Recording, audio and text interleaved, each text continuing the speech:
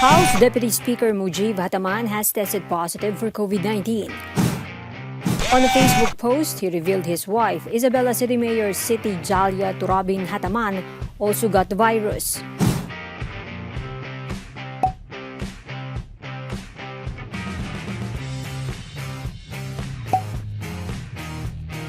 Hataman said tests have been done to the rest of his family members and household staff.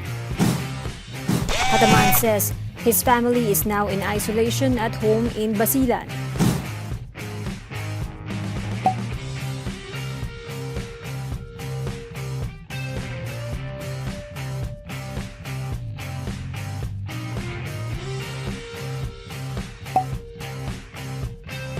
He adds they have adopted measures to prevent the spread of the virus.